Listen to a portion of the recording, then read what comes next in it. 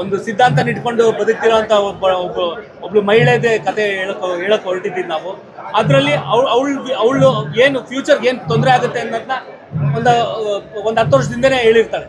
ಅದು ಈಗ ಕ್ರಮೇಣ ಈಗ ಆ್ಯಕ್ಚುಲಿ ನಾವು ಅದನ್ನು ಫೇಸ್ ಮಾಡ್ತಾ ಇದ್ದೀವಿ. ಎಲ್ಲ ಪ್ರಿಸರ್ವೇಟಿವ್ ಫುಡ್ಸ್ನೆಲ್ಲ ತಿಂದು ತುಂಬ ಅರ್ಲಿ ಏಜಿಂಗು ಆ್ಯಂಡ್ ಅವ್ರ ಹಾರ್ಮೋನ್ಸಲ್ಲಿ ತುಂಬ ಇಂಬ್ಯಾಲೆನ್ಸ್ ಆಗೋದು ಎಲ್ಲನೂ. ಸೊ ಅದನ್ನೇ ಒಂದು ತುಂಬ ನ್ಯೂಸ್ ಪೇಪರ್ಲೆಲ್ಲ ಓದ್ತಿರ್ತೀವಿ. ಅದೊಂದು ಪಾಯಿಂಟ್ ಎತ್ಕೊಂಡು ಅದನ್ನ ಆ ರೀತಿಲೂ ನಮ್ಮ ಕತೆ ಹೇಳಿದ್ದೀವಿ ಅಷ್ಟೇ.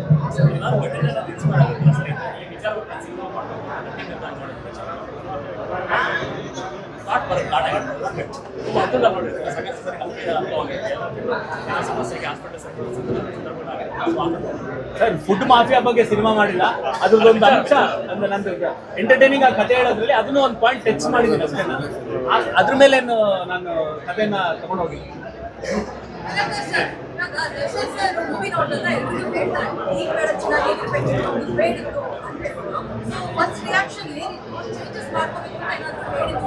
ಇಲ್ಲ ಏನು ಚೇಂಜಸ್ ಹೇಳಿಲ್ಲ. ಎಲ್ಲ ಪರ್ಫೆಕ್ಟ್ ಆಗಿದೆ, ತುಂಬಾ ಚೆನ್ನಾಗಿದೆ.